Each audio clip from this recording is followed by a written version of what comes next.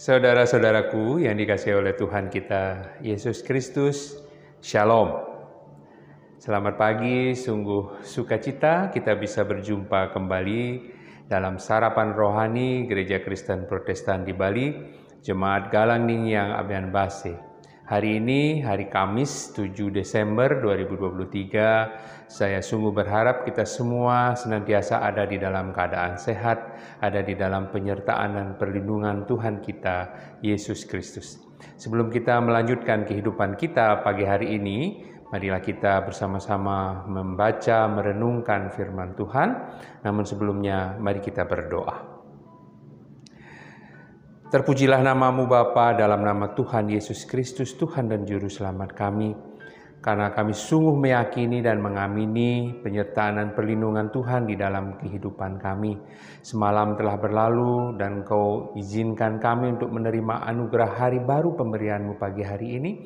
Kiranya Engkau senantiasa menyertai dan melindungi kami untuk hari-hari ke depan.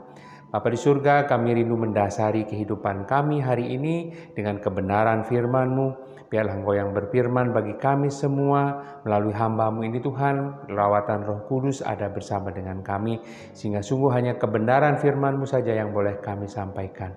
Berfirmanlah ya Tuhan, karena kami anak-anak-Mu telah siap untuk mendengarkannya. Di dalam nama Tuhan Yesus Kristus kami berdoa. Amin. Saudara-saudaraku yang dikasihi Tuhan kita Yesus Kristus, firman Tuhan yang bersama-sama kita akan baca renungkan pagi hari ini diambil dari kitab Hakim-Hakim 10 ayat 10, demikian firman Tuhan. Berserulah orang Israel kepada Tuhan, katanya, kami telah berbuat dosa terhadap Engkau, sebab kami telah meninggalkan Allah kami, lalu beribadah kepada para Baal. Dan firman yang kedua, dari Lukas 1 ayat 76 sampai dengan 77, demikian firman Tuhan. Dan engkau, hai anakku, akan disebut Nabi Allah yang Maha Tinggi, karena engkau akan berjalan mendahului Tuhan untuk mempersiapkan jalan baginya, untuk memberikan kepada umatnya pengertian akan keselamatan yang berdasarkan pengampunan dosa-dosa mereka. Firman Tuhan yang kita akan renungkan bersama pagi hari ini diberikan judul Berserulah kepada Tuhan dan bertobatlah. Saudara-saudaraku yang dikasihi Tuhan, jikalau kita membaca kitab Hakim-Hakim yang ke-10 dari ayat 6 seterusnya, maka di sini kita dapat melihat bagaimana kehidupan bangsa Israel yang seringkali diwarnai dengan sebuah pilihan-pilihan yang salah. Mereka memilih untuk beribadah kepada para Baal dan meninggalkan Allah. Pilihan inilah juga yang membuat kemudian Allah murka dan berakibat kepada penghukuman. Menarik jika kita melihat bagaimana Allah menjawab bangsa Israel. Jikalau kita baca dari ayat 11 sampai dengan 14, Tuhan seakan-akan membiarkan bangsa Israel dan justru menyuruh bangsa Israel atau orang Israel meminta tolong kepada dewa-dewa yang mereka sembah selama ini. Tuhan bahkan sudah berkata bahwa selama ini Tuhan sudah menolong bangsa Israel dari penindasan orang-orang Mesir, orang-orang Amori, orang Amon, Filistin, orang Sidon, orang Amalek dan juga orang-orang Maon. Ketika mereka berseru kepada Tuhan, tetapi apakah balasan dari bangsa Israel? Orang-orang Israel atau bangsa Israel justru malah meninggalkan Tuhan dan beribadah kepada ilah-ilah lainnya. Karena begitu kesalnya Tuhan kepada bangsa Israel, bahkan Tuhan sempat mengucapkan perkataan bahwa Tuhan Allah tidak akan menyelamatkan bangsa Israel lagi. Kita bisa lihat di ayat yang ke-13. Namun bangsa Israel syukurnya kemudian sadar dan berseru kepada Tuhan. Lalu berserulah orang Israel kepada Tuhan, katanya, kami telah berbuat dosa terhadap Engkau, sebab kami telah meninggalkan Allah kami, lalu beribadah kepada para Baal. Kemudian di ayat yang ke-15, Tuhan, kami telah berbuat dosa, terserah Kau mau hukum kami seperti apa sesuai dengan kehendak-Mu, hanya saja tolonglah kami, sekarang ini.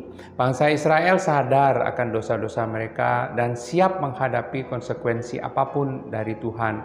Namun bangsa Israel tetap minta pertolongan Tuhan pada saat itu karena mereka sangat membutuhkan pertolongan Tuhan. Mereka tidak hanya berkata-kata saja kepada Tuhan, tetapi juga sekaligus bertindak dengan menjauhkan ilah-ilah asing dari tengah-tengah mereka dan kembali beribadah kepada Allah. Saudara-saudaraku yang dikasihi Tuhan, demikian jugalah halnya dengan kehidupan kita. Tidak jarang dalam perjalanan hidup kita keluar dari jalan atau jalur yang ditetapkan Tuhan.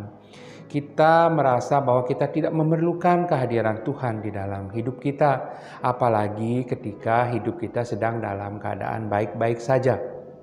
Namun, kita lebih mengandalkan kekuatan kita sendiri, mengandalkan kekayaan kita yang kita miliki. Namun ketika kehidupan kita berubah 180 derajat menjadi tidak baik-baik saja, terpuruk karena sakit penyakit, kebangkrutan usaha dan lain-lainnya, maka ketika itulah kita baru mengingat Tuhan di dalam kehidupan kita. Disinilah kita perlu melakukan sebuah pertobatan yang sejati. Bersyukur kita memiliki Allah yang setia, yang tidak pernah meninggalkan anak-anaknya. Dari seruan bangsa Israel dan bagaimana mereka bertindak, kita dapat memahami apa yang dimaksud dengan pertobatan sejati. Yang pertama, pertobatan sejati dimulai dengan sebuah pengakuan bahwa kita berdosa kepada Allah. Pengakuan yang didasari kesadaran bahwa ia telah melukai Allah dengan sengaja. Dan yang kedua, di dalam pertobatan ada penyerahan diri kepada Allah. Apakah itu hukuman atau apakah itu pengampunan yang akan kita terima. Dan yang ketiga, pertobatan berarti meninggalkan dosa dan kejahatan dan tidak kembali lagi seperti dahulu. Kembali kepada Allah harus disertai dengan tekad untuk meninggalkan kesalahan dan membuat pilihan baru dengan melakukan kembali apa yang menjadi kehendak Allah. Sebesar apapun kesalahan kita, saudara-saudaraku yang dikasihi Tuhan, Allah memiliki belas kasihan yang sangat besar dan luas, tetap menyediakan kasih karunia untuk mengampuni kita.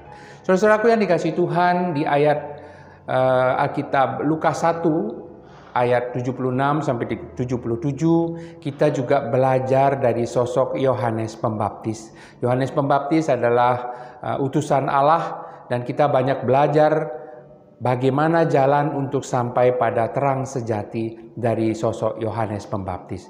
Yang pertama adalah menyiapkan hati dan bertobat.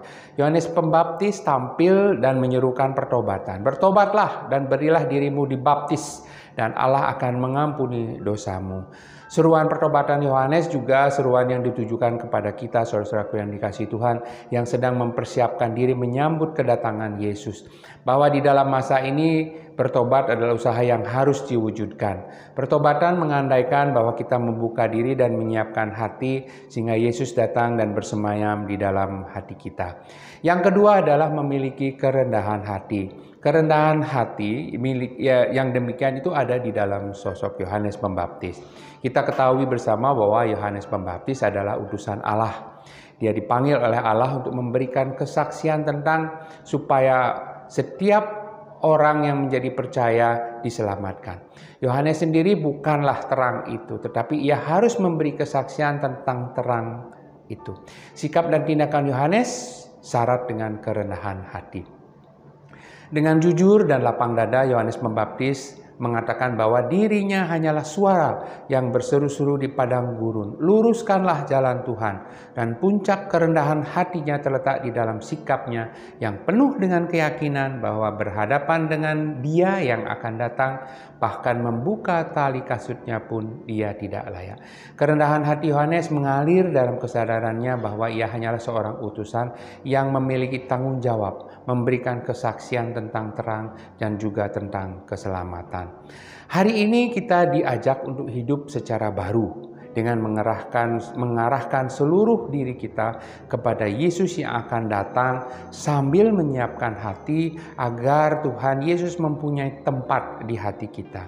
Yesus yang tinggal di dalam diri kita akan membawa dampak bagi seluruh kehidupan kita, yang akan menuntun dan mengarahkan seluruh diri kita kepada kebenaran Allah. Kalau Yesus Kristus telah menguasai hidup kita, maka kita akan dimampukan untuk membuang segala sikap dan anggapan diri kita, dan juga mampu membuat sikap atau anggapan diri kita menjadi semakin dekat dengan Tuhan. Sebaliknya, kita akan juga mendepankan menjadi para utusan-utusan kabar baik yang menyampaikan karya keselamatan Allah yang memulihkan. Kiranya firman Tuhan ini sungguh memulihkan kita dan dalam pertobatan yang sejati, sehingga kita siap dipakai oleh Allah untuk mengabarkan kabar baik keselamatan Allah yang memulihkan. Tuhan memberkati kita semua. Amin. Mari kita berdoa. Bapa di dalam sorga, kami bersyukur atas firman-Mu yang mengingatkan kembali betapa sering di dalam kehidupan kami meninggalkan Engkau. Betapa sering kami melupakan kehadiran Tuhan di dalam kehidupan kami. Betapa kami sering lupa untuk bersyukur Tuhan, bahwa Engkau sungguh Allah yang setia dalam kehidupan kami. Namun saat ini kami diingatkan kembali Tuhan, baik dalam keadaan kehidupan kami yang baik-baik saja, maupun dalam keadaan kehidupan kami yang tidak baik-baik saja. Biarlah Engkau senantiasa Tuhan menjadi sumber pengharapan kami. Biarlah kami berseru-seru hanya kepadamu, terlebih di dalam setiap kesalahan yang telah kami perbuat. Biarlah kami dimampukan oleh lawat Roh Kudus untuk melakukan pertobatan yang sejati, sehingga kami siap untuk menjadi pemberita kabar baik Tuhan di dunia ini. Terima kasih Tuhan atas firman-Mu. Biarlah firman ini menjadi rema di dalam kehidupan kami dan menuntun kehidupan kami ke arah yang semakin dekat dengan Tuhan. Terima kasih Tuhan, di dalam nama Tuhan Yesus Kristus kami berdoa. Amin. Selamat berseru kepada Tuhan dan melakukan pertobatan yang sejati. Tuhan memberkati kita semua. Shalom.